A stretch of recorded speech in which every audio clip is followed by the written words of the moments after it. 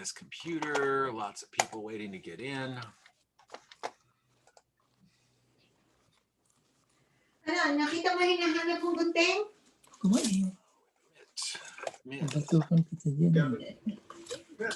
At sino kausap mo? May kausap ako ka Sino? Basta meron. Or transmits copy any sessions or events, including but not limited to.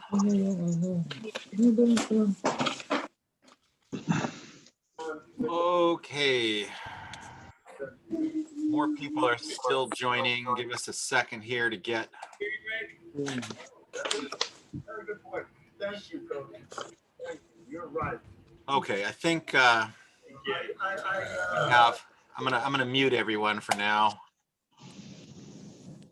and I'm gonna leave the button engaged to allow participants to unmute themselves at my own peril, but we'll see how that works.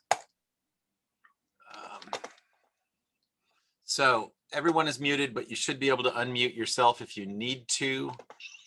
We are recording, we are live on Facebook, and we are called to order February 10th, 2021 meeting of the Carmel Mountain Ranch Sabre Springs Community Council. Thank you all for joining us tonight.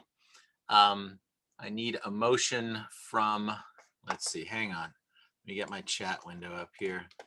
Let's do roll call first before I do I always have those reversed. I am Eric Edelman. I'm a business owner and homeowner here in Carmel Mountain Ranch for the last 17 years, and I'm your chairperson. And Esther Berry, are you here? I don't see Esther. I don't think she's here.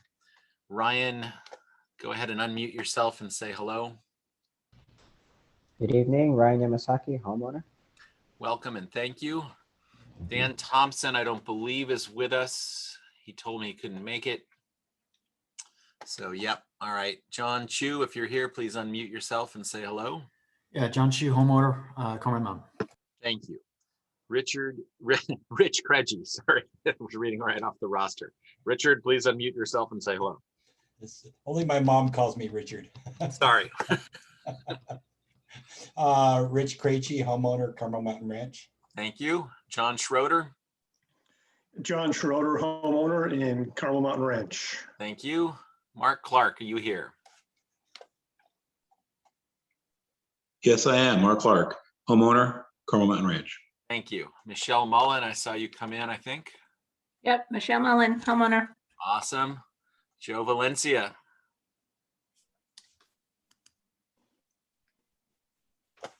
Joe Valencia, homeowner. Thank you. Kurt Carlson. Can you hear me now? Yep. Everybody, Kirk Carlson, homeowner, and no, I'm not in Hawaii. All right. Well, I'm admittedly not at the top of Shoal Summit in the bright daylight either. Silva and, oh yeah, Silva, I see you here. Hi, Silva Salehi, homeowner, business owner, Carmel Mountain Ranch. Thank you. Majid Moshirian, homeowner. Thank you, Silva and Majid.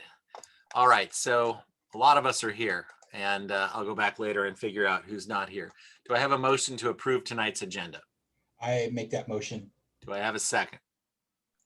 I second that. Okay, so was that Rich and Silva? Yes. Thank you. All those in favor? Or Aye. aye. Aye. If anyone's Aye. opposed or abstaining, please say so. Otherwise, we're going to assume unanimous approval of the agenda.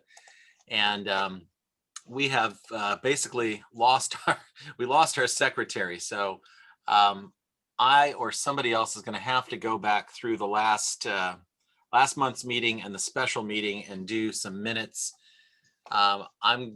I'm gonna just, unless somebody emails me and says they want to do it, I'm gonna go back to the video and just get an attendance and any action items on there, and then include the YouTube link in the document that the city posts on the website. And can't imagine any better minutes than the meeting itself. So that ought to be good. All right, so that's roll call, approval of agenda. We'll do minutes next time. In the meantime, these meetings are posted on YouTube. If anyone needs the link, please let me know. Okay, so I've got Mayor Todd Gloria's rep, Stephanie Estrada, in the room, and she needs to be at another meeting. So I'm going to actually stick her up at the top here so she can talk to us. Then we'll do public comment and the rest of it. And I see our city council person, Marnie Von Wilpert, here too. Welcome. Thank you for being here. We will definitely.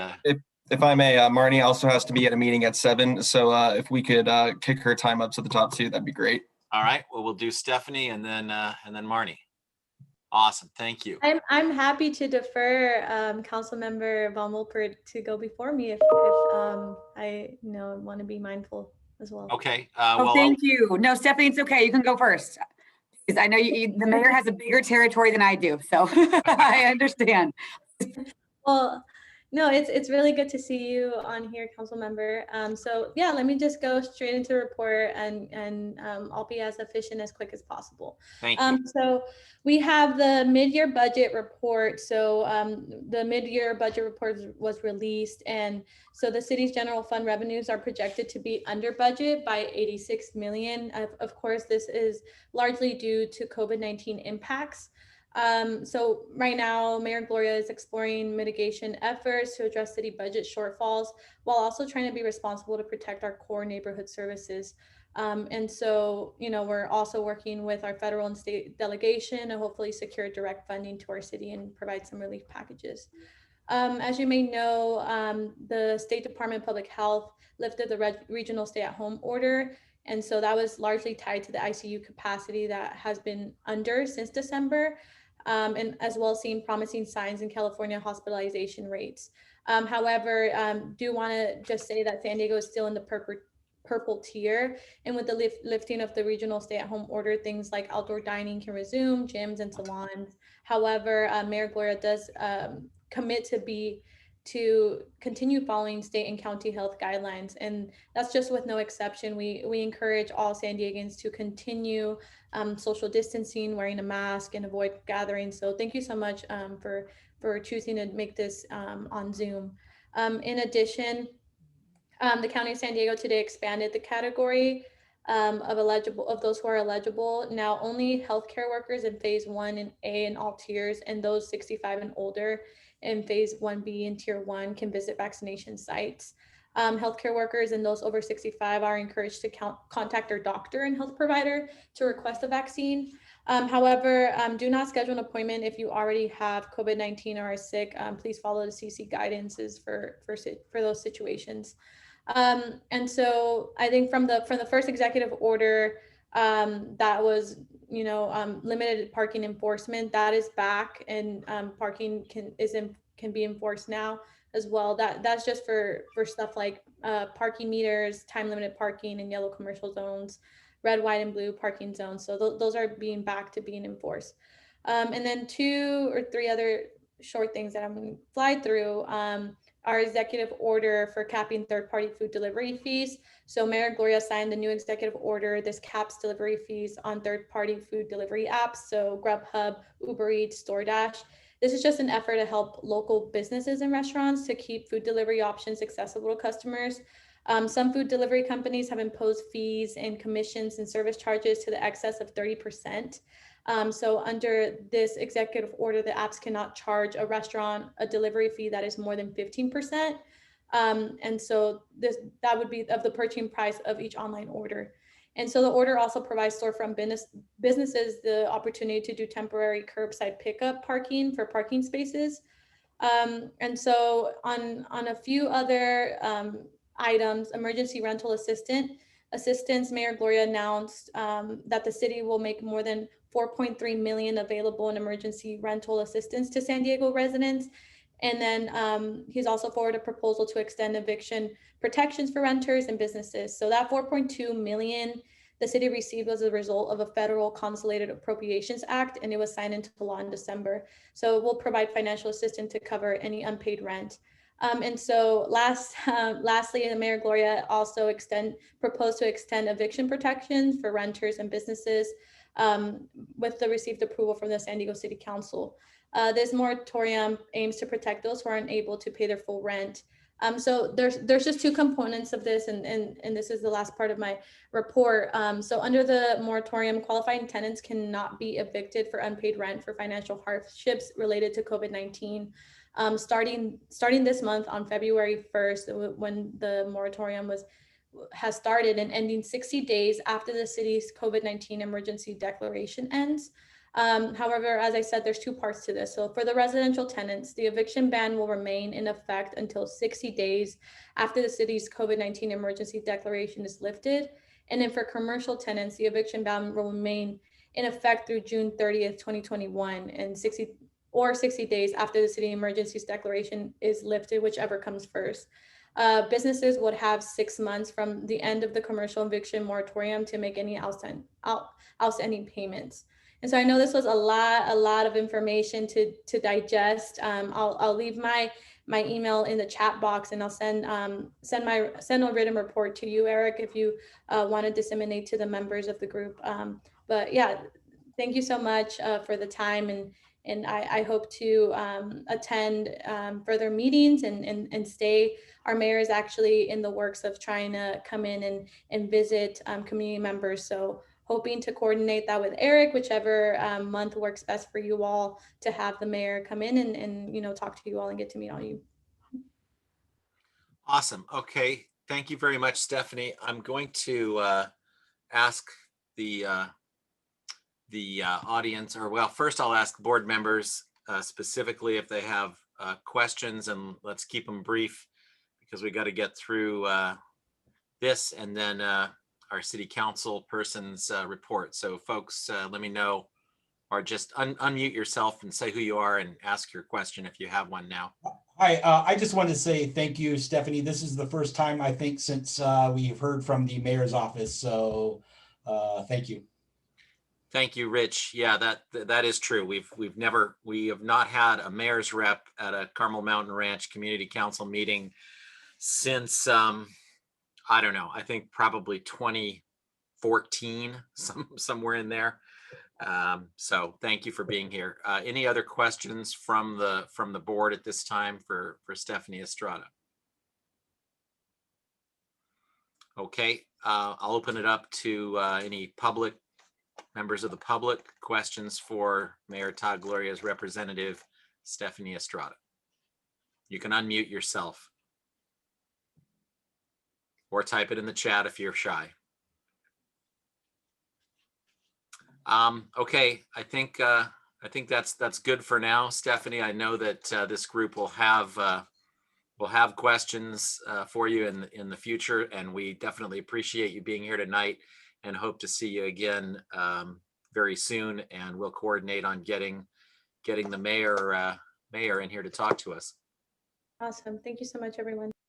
Thank you. Good night. Okay, so we'll go then next to our city council person's report, which is coming directly from our city council person. Oh, so yeah, Eric, if I may just clarify, I'll be giving a more detailed community report, and we can do that later on at the normal agenda item too. This is just, Marnie has some time with you. All right, we'll just let it rip then. All right. Thank you, Jack and Eric. It's great to see you. I see some other familiar faces on here. I wish I could be with you in person. Kurt, nice to see you too. But hopefully soon. My 101-year-old grandfather just got his first dose of the vaccine, where he lives in Denver, Colorado, and he's doing great. And we're waiting now for his 87-year-old girlfriend to get it. So he's, they're still doing really well. Maybe we all have that luck. So I just completed my first month here in office in City Hall, and it's really been the honor of a lifetime to serve as the council member of the district I grew up in. It's been amazing. A lot of my family friends from Scripps Ranch High School have reached out and said, Marnie, you're our council member.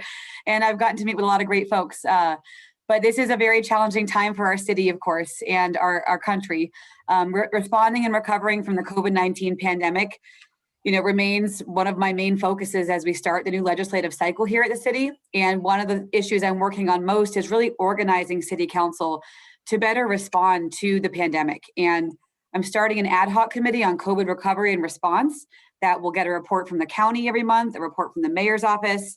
Local hospitals are interested in being on board just so that we can stay more up to date on what's going on and not have all 9 city council members not be focused on this. And I got the idea because we had a wildfire recovery ad hoc committee in 2007 when the Witch Creek fire came through. So we're working on that. Also, our budget season's coming up. And as the mayor's representative just explained, our budget deficit is looking pretty daunting because of the pandemic. Luckily, our property taxes have actually remained steady and are in fact increasing as the housing prices are still going up.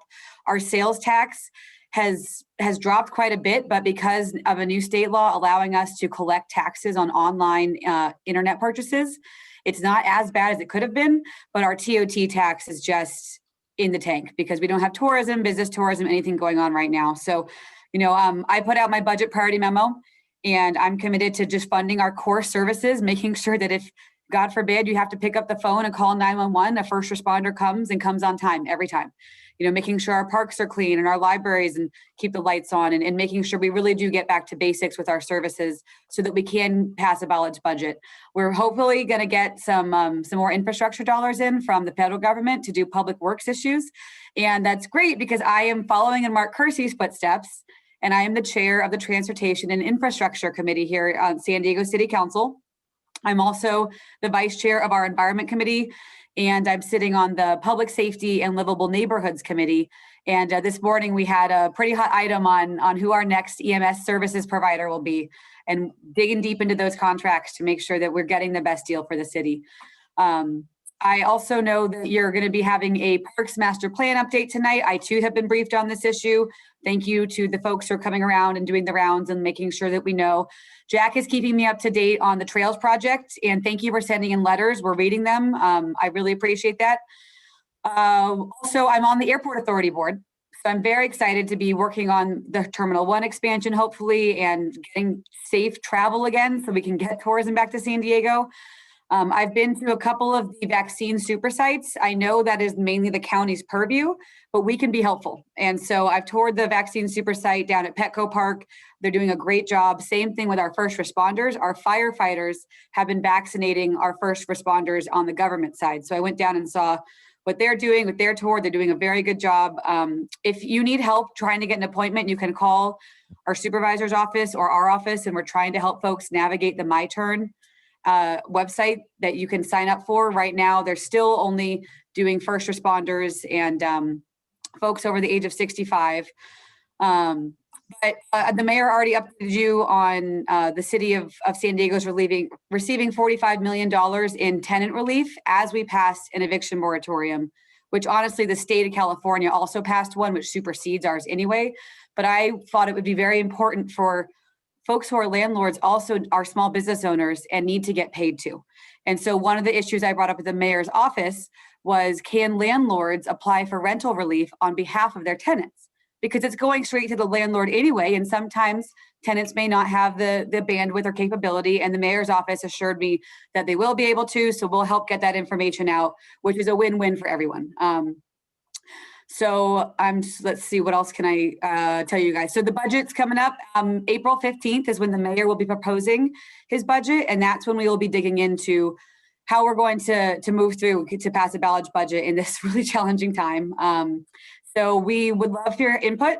We will be doing outreach and asking folks what they would like to see in this year's budget, especially between April and May, because that's when we really get to dig in and do revisions. And then the mayor brings out a revised budget in May, which we then dig into again. So another big item coming up is the San Diego gas and electric franchise. SDG&E has held this franchise for about 100 years now, and their 50-year contract technically expired on January 17th. But with the new city council and a new mayor, we wanted time to dig into this. And so we extended it to June. And we're doing a lot of outreach right now to see what should happen in the next invitation to bid. As you may know, Kevin Faulkner, the previous mayor, put out an invitation to bid, hoping to generate multiple bidders to do a kind of price war for us so that we could get our prices down. Unfortunately, only one company bid. It was SDG&E. And their bid was deemed unresponsive because it didn't actually respond to what the city had asked them to do. So Mayor Todd Gloria has canceled that bid. It is now in the process of doing outreach to communities. Of course, we have to do them on Zoom because of the pandemic, but our office for District 5 is holding an outreach event on Zoom on February 18th at 5:30 p.m. to ask what you want in your gas and electric provider. And one of my biggest issues, of course, is fire safety.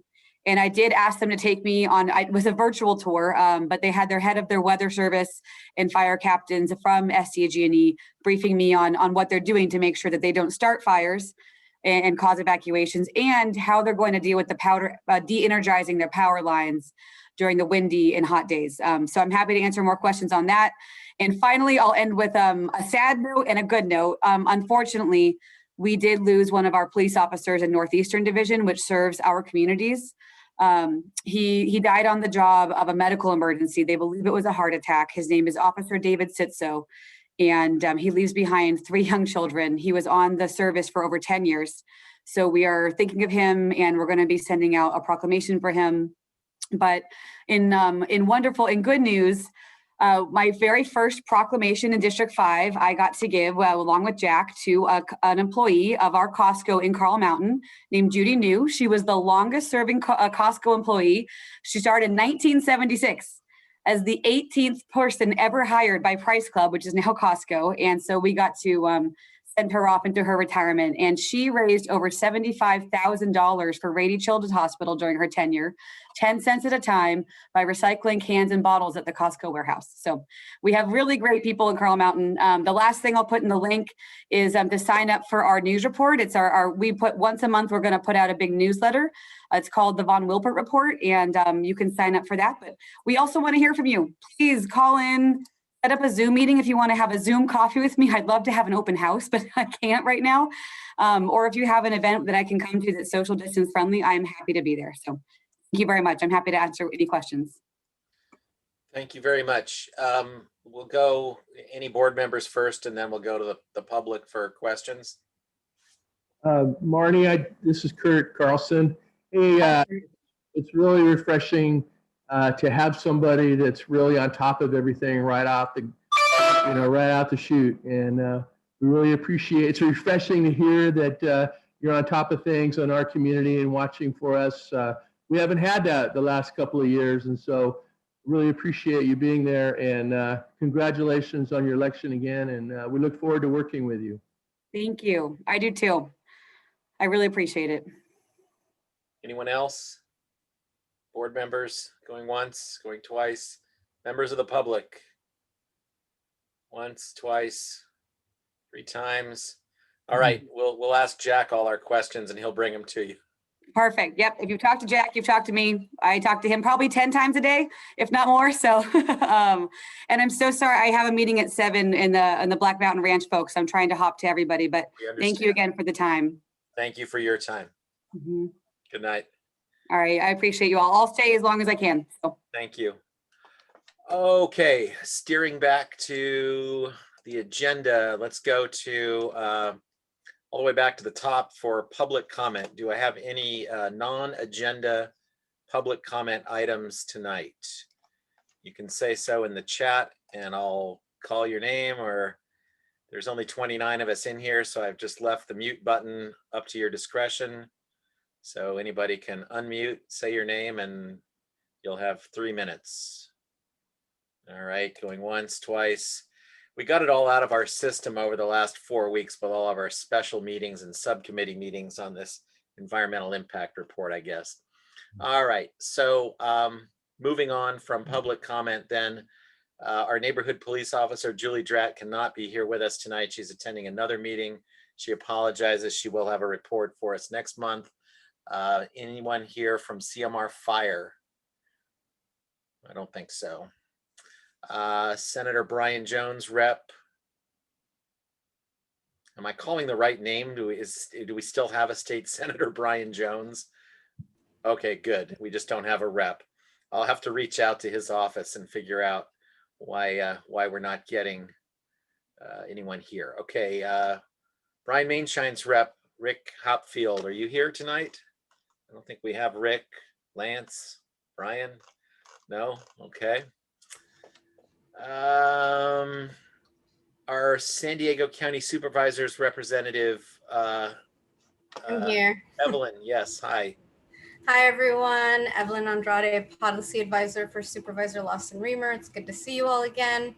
I do have a few small updates. So the first is regarding small businesses. So the supervisor put forward a proposal to develop a third round of grant support for small businesses that continue to be impacted by the pandemic. It's going to set aside $30 million in grant funds for small businesses, so $6 million per district. We're hoping that the funds are going to be available by mid-March at the latest, but we are aiming for early March. This is going to be for small businesses and nonprofits that have 20 or fewer employees that operate within the county. To get updates on when we're going to start taking applications, please sign up for our D3 newsletter. I will be putting that link in the chat. I don't want to get too much into COVID because I know the mayor's representative spoke to that a lot, but just want to reiterate that Palomar Health in Escondido is now open and that the site at the Del Mar Fairgrounds will be open this Friday. Let's see what else. The last thing is that the supervisor is leading the county to take action to get hazard pay for our essential county workers. So frontline employees who are serving us right now are putting themselves in harm's way and their families in harm's way. And so no matter how much mask you wear, physical distancing, you know, the fact is that they are still more likely to be exposed to COVID-19. And so this action will just affect county employees, but the supervisor does believe that regardless, every essential worker, wherever they're employed, should be financially acknowledged for their contributions during the crisis. That's grocery workers, teachers. And so we are hoping that the county is setting an example and being a model for how to support essential workers, just as they are supporting all of us. What else? The supervisor is going to be having a town hall on February 25th at 5 p.m. I will be dropping that link in the chat as well, where you all can register for that. She'll be talking about the vaccine rollout, frequently asked questions about COVID, as well as other important updates on what our team's been working on. And so we hope that all of you will attend. I can take any questions that you have, but I also will be putting my email and cell phone in the chat and all the different links. Awesome. Thank you very much, Evelyn. Board member questions first.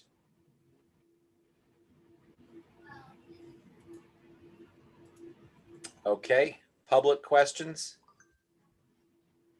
I'm watching the chat, or you can unmute at will. Okay, I guess we have no other additional questions for you this evening, Evelyn. We absolutely appreciate you being here and appreciate you being available to us both in and out of our meetings. And I see we got your contact info in the chat here, including your phone number, so thank you. So with that, we will go ahead and continue on with our agenda tonight. Let's see, we did City Council District 5, Mayor's Office. Anyone from San Diego Planning Department? Tony? Eric, I can give a little bit more of an update. Oh, sorry. from Yeah. District I 5. forgot about you there, Jack. Sorry. Go ahead.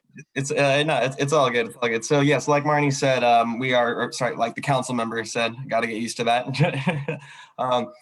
We do have our monthly newsletter coming out at the beginning of every month, and I put that information in the general chat along with the information for the gas and electric forum that we're going to have, and as far as the Zoom link and instructions and how that's going to all go about and how you can participate. Yes, we also did our office received the responses to the draft EIRs from Eric Edelman on behalf of CMR Sabre Springs Community Council, Troy Dahm on behalf of CMR United, Kurt Carlson, Karen Vogue, Alan Hahn, and the Greer family. Now, those are the ones that our office has received. It doesn't mean that if you did send it that environmental planning or environmental services didn't receive it. Those are just the ones that we received at our office. We also received some of those emails to Marnie's campaign email, marnie@marnievonwilbur.com. So we ask that you guys don't use this email anymore. It makes it easier for us to make sure we can keep all the information organized in one place. Any other? Oh yes, and I spoke with my predecessor, Mark Schaefer, earlier this week, and he walked me through some of the things that he was doing for you guys in terms of checking in with DSD, getting updates on the code enforcement situation on the golf course. So I'm establishing a correspondence with the deputy director over at DSD, and we're going to continue on with that in future meetings and going forward. That's all I have for you now. If any of you guys have any additional or any questions for me now, I'll take them. Thank you, Jack. All right, we'll go same drill. Board members first, and then public if we've got them. Jack, I had a question. Will the council person be answering our letters and our comments to the draft EIR, or how is that going to be handled? So I have to look into that. I don't believe, council member, do you want to step in? Sure. Yep. No, thanks, Kurt. So we're reading them and digesting them all right now. I am making sure that whatever written response I give won't force me to be recused from any decision, because I've seen council members have to be recused because they call it a quasi judicial decision when it comes forward. So I do want to respond, and I'm checking with our ethics council to make sure they won't kick me off the dais when it comes time to actually sit and vote. So, but when we figure that out, we'll let you. I do have one question. It's more in just terms of the process of the EIR. And I think a lot of us feel that we brought up some significant concerns, which the EIR did not address or wasn't adequate. And I think we just want to make sure that I'm sure you're aware of it, that our concerns, and that you will follow up with the city and DSD to ensure that our concerns are addressed in the EIR, either as a recirculation, a draft, or in the final. Thank you. Absolutely. Yep. You have our absolute assurance that everything that you have written will be processed. All that information is going to be synthesized and consolidated, and we will make sure that especially points that are hit multiple times will not be forgotten. That's the point of this process and the environmental impact review. That's why they got that big D in front of the EIR. So it's a process, and it's subject to change, of course. Yeah. No. Yeah. And we'll talk to DSD too. So I appreciate that, John. Thank you. Other questions? Lost my chat window here. Let me just make sure nobody's okay. Hearing no other board member questions, do any members of the public have questions for Jack or Marnie Von Wilpert, who's still here? Okay, there being none, we'll move on to the next. Good night, Marnie. Thank you for being here. Council member Von Wilpert, sorry. It's very easy to become casual on Zoom. Marnie's fine. She's casual. She won't take offense. Great, thank you. Okay, so we established that no one is here from planning, and Jack, I'll just on that, I will tell you that I don't believe we've had a member of the San Diego Planning Department at one of our meetings for, I don't know, it's been a long time. That's how long it's been. And I've raised the issue with the Planning Department, and I've raised the issue with our liaison himself. And I'm told that, they're supposed to visit us once a quarter, or at least twice a year, or if we have an action item or something, but not so much tonight because we just went through this exhaustive EIR response. But in general, when we're talking about projects or the project, the trails, questions do come up, and it would be nice if we could get our planning department rep here, and if he can't or won't come, then somebody. The planning department person, Mike Prinz, who's in charge of the community plan update, he has been responsive to me and has come when I've asked him to, if he's able. So I don't want to throw him under the bus, but anyone else over there has not been very helpful for us. Yeah, well, I think you and I, have a shared interest in getting someone from planning out here, because there are questions that they can answer that I just can't. There's also authority and things that are just within their purview that are not within mine. especially in terms of zoning, which is a big, it's a big question, or, something I was reading a lot about in the DIR. So yeah, I'm going to make that a big priority to, at least if they can't make it out to this meeting, to at least start a correspondence with you and some of the other board members for sure. Yeah, I mean, it would be appreciated. Thank you. Yeah, I mean, they're kind of hanging me out to dry too. So, that's what I was going to say. Yeah, they're leaving yeah, the no. hot seat.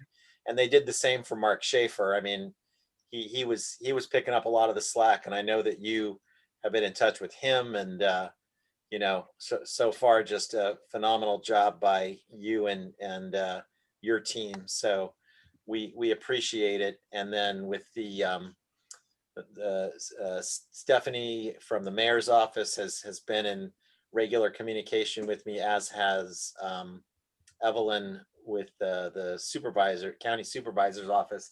So that is definitely a breath of fresh air, because I've been on the board many years, as a lot of us have, and this is really the first time in many years that we've had representation at these meetings from a lot of these people, or I would say active representation. So thank you. Okay, so with that, we'll go ahead and move. I don't think there's anybody from Scott Peters' office here. We usually don't see him. And I put Jonathan Frankel on the agenda just in case he came, but I don't think he's here, and he's on the agenda because I put him there, and I don't want anybody to think that he said he was going to be here and isn't. But if Jonathan or any other representative of New Urban West is here, you have time on the agenda right now to say whatever you'd like to say. If not, I just put you there as a placeholder. So I'm looking for any, and seeing none, I'm going to move on. Same with Troy. I don't believe Troy is here tonight, and I don't think he had anything for us. Actually, I am here. Oh, look at you. Tonight. Oh, Troy, I'm sorry. I never saw your face. That's okay. No problem at all. Happy to see you. If you have time now, if you'd like to take it. Yeah, I have just a couple of things I'd like to say. And first, it's a heartfelt thanks to, and I think I've done this fairly consistently with you and your board, particularly the golf course committee. Just a phenomenal amount of work and dedication to our community, and it's deeply appreciated. I think, everybody that I talk to, they can't express how important this is to the community, that what you're doing and the leadership role that all of you are taking, and the countless hours. This EIR thing was really tough, complicated, detailed, technical. It couldn't have been any more difficult. And as a group, I think, we owe you all a lot of thanks. And I also wanted to share that we've had a great response. Many of the people through Carmel Mountain United were sharing with me their responses, and I know that the HOA formed a response. I wrote one as well on behalf of CMR United, and what I want to share with the community and the rest of the group tonight really is, this was exhausting, and we probably will get a little bit of a break here, which we probably need to rest a little bit, but realize that there's things to come, and primarily the things to come will be the response to the EIR and see how that plays out. But at the end of the day, if we're not successful on the EIR, it'll eventually go to the city council. So we'll have to continue to work hard to try to do the similar type of work that we've been doing, which is communicating our very reasonable position that we're not opposed to development. There's a great place to do development. We're a beautiful city. We're a beautiful city because we have open space, and we don't want to be Los Angeles. And if we keep with that platform, I think we have an opportunity to succeed. So that's really all I had for tonight. And again, thank you so much. Thank you, Troy, and definitely from us right back at you in terms of thanking you for all of the time and effort and organization that you've put into CMR United, which didn't exist, prior to July of 2018, and now we're seeing what appears to be a very well-oiled machine, and you guys also cranked out an awesome EIR response. So we appreciate you and all of your board members and committee members as well. We've between us and you guys and the HOA, at this point, I feel we have a very unified front in the community, and you guys have definitely taken up the areas that we as a board either can't or don't have the resources to, and then some. So it's awesome to be a part of this, and thank you. So back to agenda. Okay.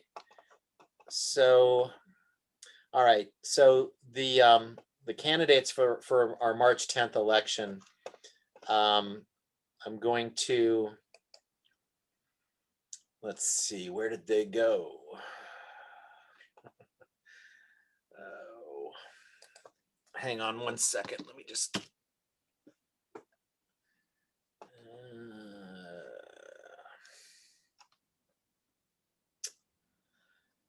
Well, okay, there's more than one way to do this. Hold on just one second.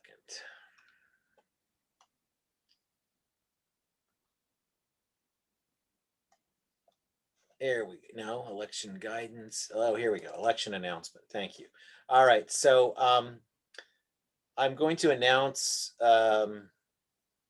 the candidates that I have, and if anyone else wishes to announce at that time, at this time, then you can. So I, Eric Edelman, am running for re-election.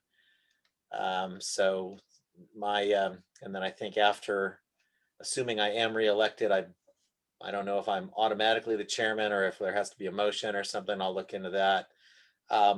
Esther Berry has announced that she is leaving us, so she is not running for re-election. And Ryan, are you you're retiring as well? Yes. Okay. Ryan is retiring. John Chu, I haven't heard that you're not, so I'm assuming you are candidate for re-election. Yeah, as long as you keep doing it, I guess I'll do it. Yeah, there you go. Good man. Okay, John Schroeder has told me that he is in the hunt to retain his seat. Yes. Joe Valencia, you're staying with us. I think you told me yes. He's indicating yes. Okay, and then I also have Larry Fontaine, a community member, has announced that he's going to be on our ballot as a homeowner's seat. And then Bruce Bergman, who has helped us in the past with the I'm admitting somebody, sorry. Bruce Bergman, who's helped us in the past when we were meeting in person with the PA system, has thrown his hat in the ring as well. Did I hear somebody say something? Sorry. Okay. So those are, let's see, that's 1, 2, 3, 4, 5, 6. Yeah, those are the 6 that we have now. And frankly, I was somewhat struggling to figure out how we run an election via Zoom. And there's been new guidance published by the city for us. And also there was some discussion about this at the last month's community planners committee meeting. And what one option that we had was to use the library book depository as a place to drop off ballots after ballots had been emailed out to people, printed and filled out and dropped off. Now, what came up at the Community Planners Committee meeting was something that it actually turns out to be pretty simple, I think. We have more seats than we have candidates. So I believe we can just use the board to appoint those that are running for seats to retain those seats.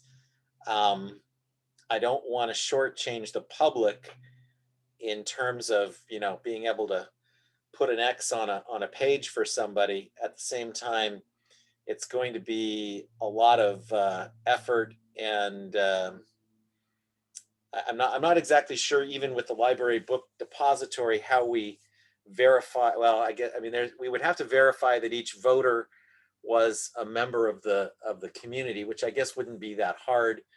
But given that there are more seats than there are candidates, it would seem to me to make sense to just do this by appointment this time.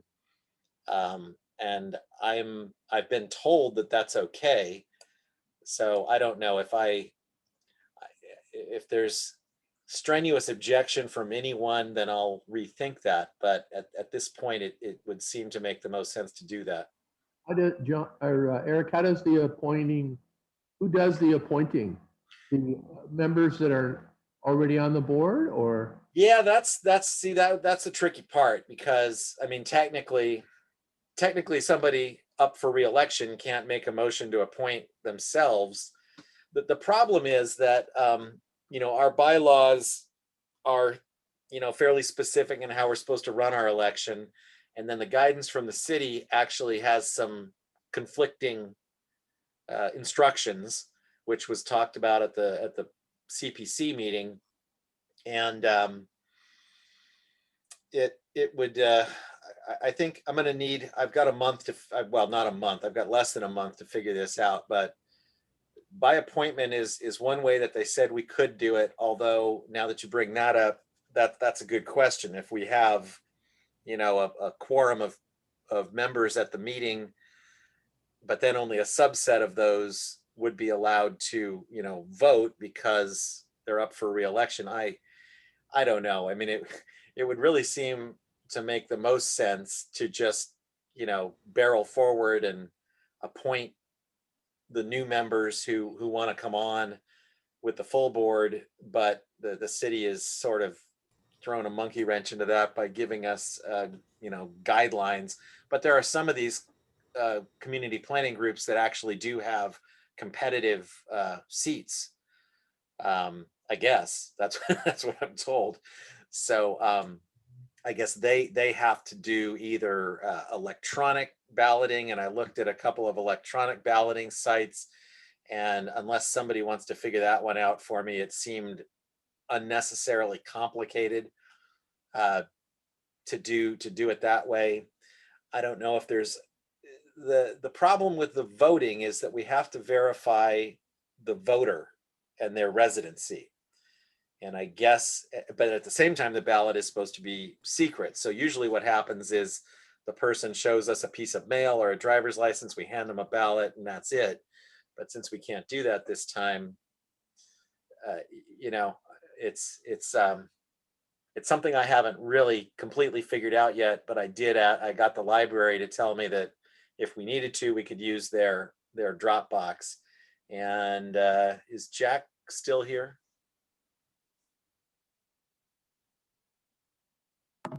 Sorry about that. Yeah, I'm here.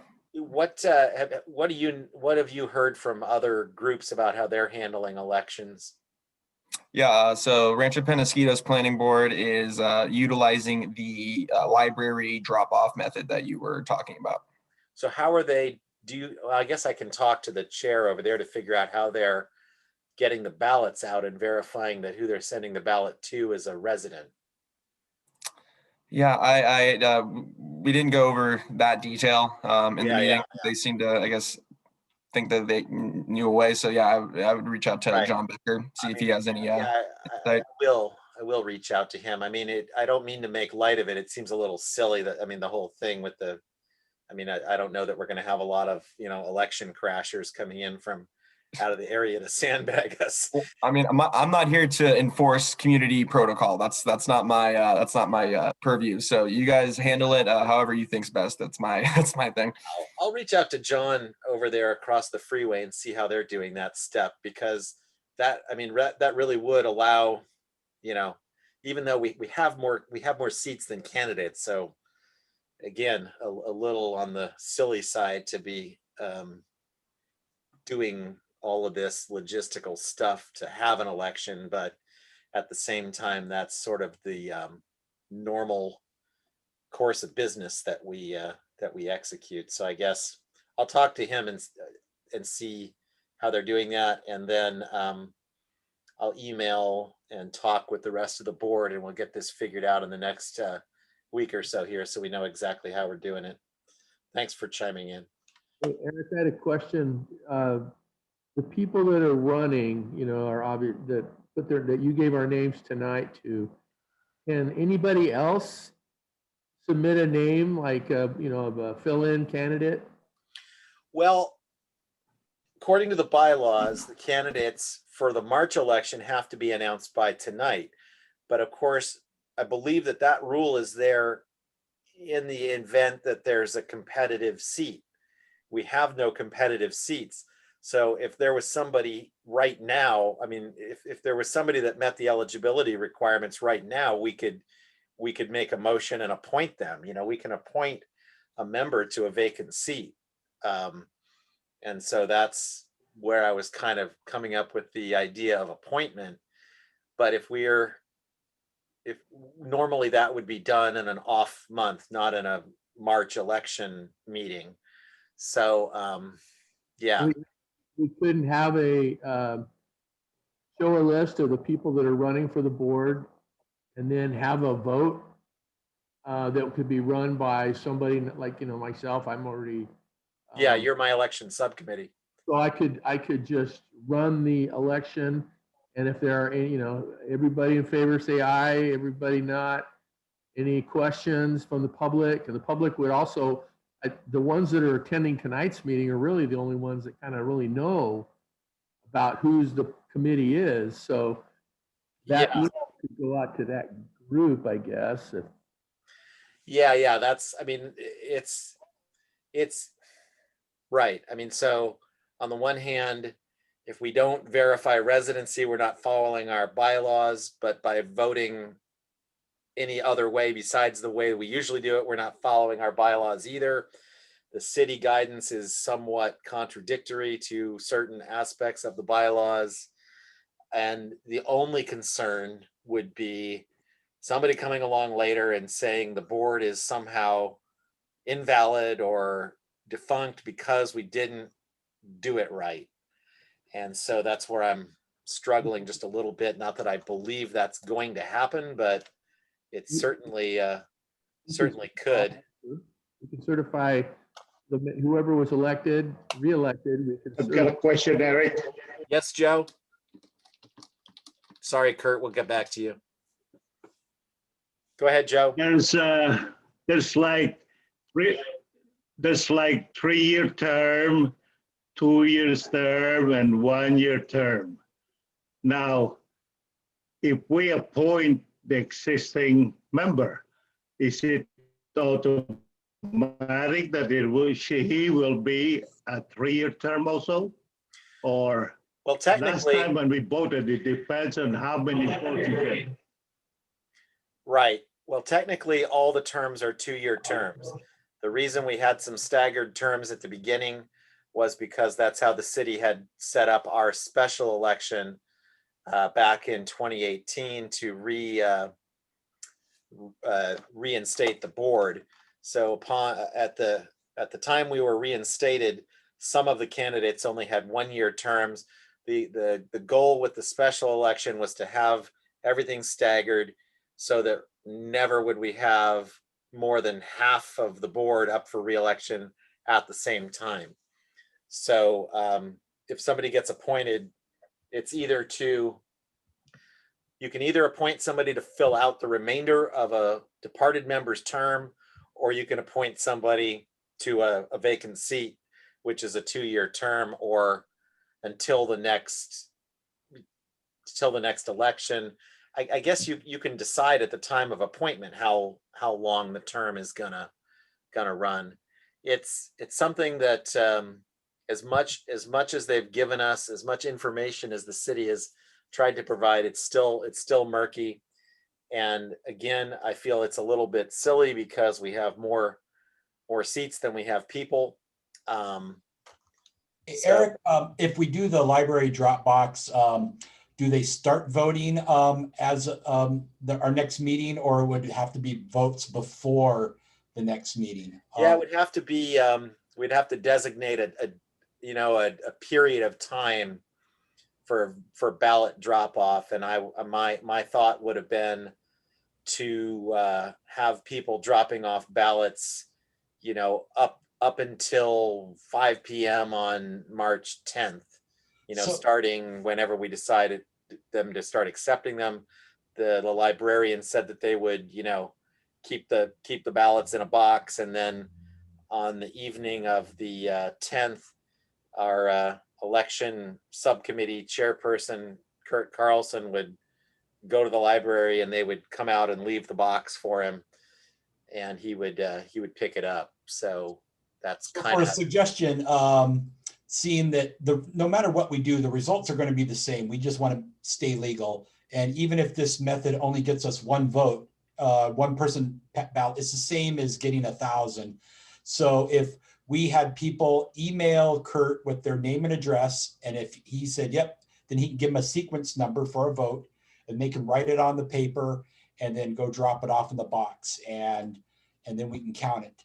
And that's a way to get their name and address, give them a sequence number, so we know how many votes, so somebody can't duplicate votes. And it just has to work once, and then we're completely legal. Okay. Well, I hate to tell you this, but I think you just volunteered to be on the election subcommittee. Okay.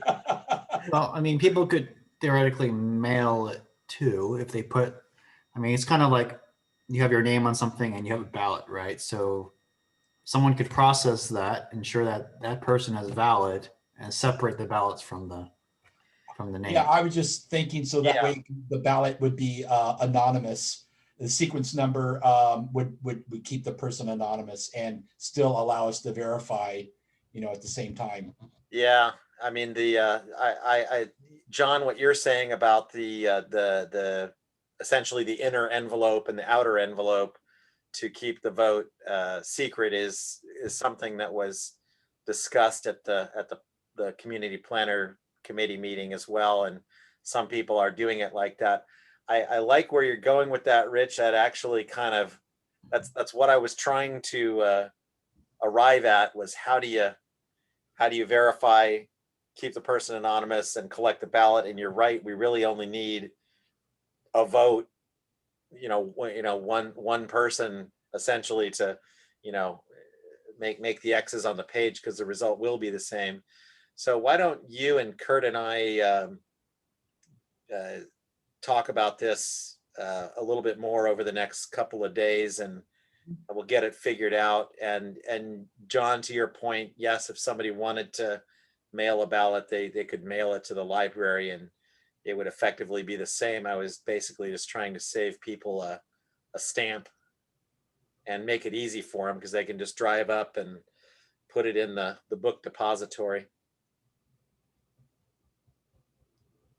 Eric, if I may, I don't know if this is happening over at Penasquitos, but could there be a way that you have people email a photo, proof of address, like a bill or something like that, and then that could serve as that verification that they live there? And then, I don't know, sorry, I know this is not my subcommittee.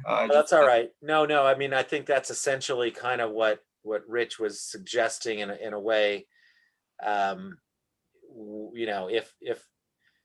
If somebody were to email Kurt with their name and address, that can be fairly easily verified that yes, that's that person who lives at that address, and then give them a ballot.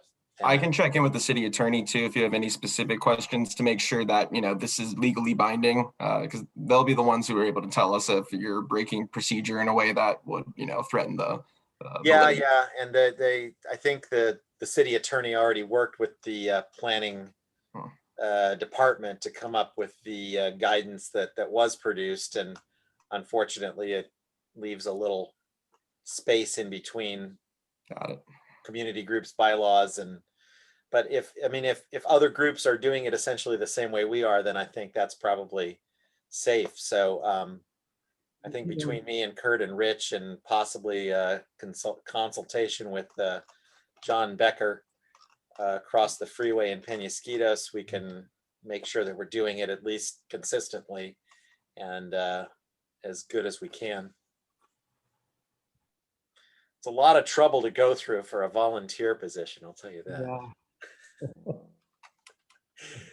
Okay, so let's go ahead and we'll move on from this discussion, me, Kurt, and Rich.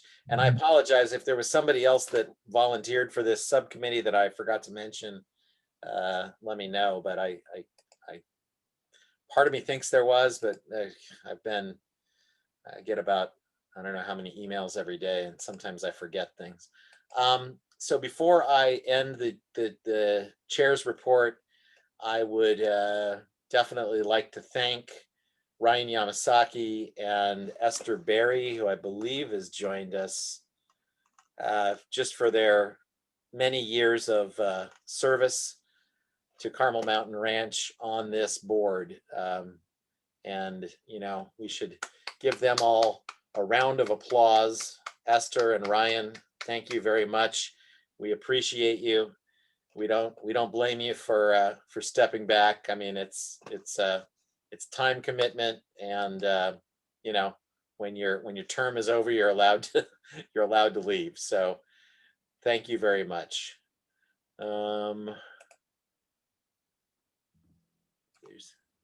I'm getting an email here about online systems that can help. Yeah, I'll get back to you on that. Okay, so where are we? Old business, new business, action items. That's pretty much it for tonight, folks. So unless there's any objection, I'm going to go ahead and adjourn, and we're going to Rich and Kurt and I will talk about elections. We'll get some information out to the folks, and we'll take it from there. So anybody have anything else before we adjourn? Did I forget anyone or anything? Your silence indicates that I have remembered absolutely everything. So that's good. All right, folks. So we're adjourned. I'm going to stop recording.